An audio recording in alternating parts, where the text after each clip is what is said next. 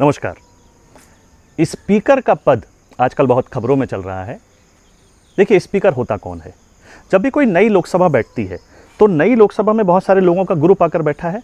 अब उन लोगों के ग्रुप को कमांड करने वाला या उस वहाँ पर नियम और कानूनों की व्याख्या करने वाला एक व्यक्ति होना चाहिए जो बताए कि आप खड़े हो जाइए, आप बैठ जाइए, आप ऐसा कीजिए, आप वैसा कीजिए। ऐसा होना चाहिए ना।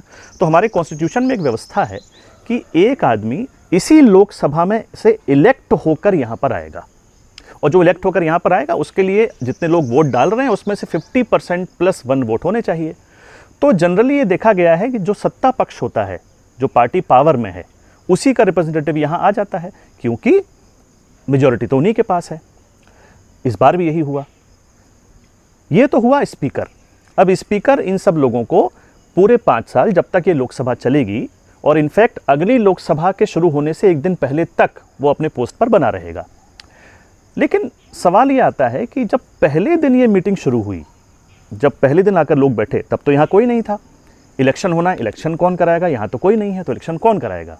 तो ऐसी स्थिति में क्या होता है, प्रेसिडेंट साहब आते हैं और प्रेसिडेंट साहब किसी भी एक आदमी को एक टेम्परेरी स्पीकर बना देते हैं, जिसको प्रोटेम स्पीकर कहते हैं। क्या कहते हैं?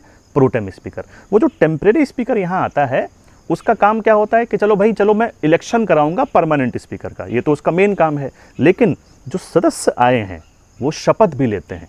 देखिए, शपथ सिर्फ मंत्री नहीं लेते, शपथ सदस्य भी लेते हैं, सारे सदस्य लेते हैं, और इन सदस्यों को शपथ दिलाने का काम भी ये प्रोटेम स्पीकर करता है। तो प्रोटेम स्पीकर जो है कुछ इंपॉर्टेंट काम करता है। पहला काम क्या करता है? सारे लोकसभा के मेंबर्स को शपथ दिलाता है, ओथ दिलाता है।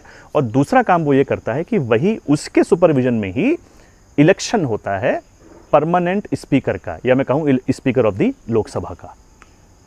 इसके अलावा जब परमानेंट स्पीकर आ जाता है तो एक ऐसा आदमी भी चाहिए, जैसे अब भाई ये तो हो सकता है ना कि स्पीकर किसी दिन छुट्टी पे हो, किसी दिन उसको कुछ काम आ गया, किसी दिन कहीं बाहर चला गया, तो अगर वो प्रेजेंट नहीं है तो कौन वहाँ पर उसकी जगह बैठेगा?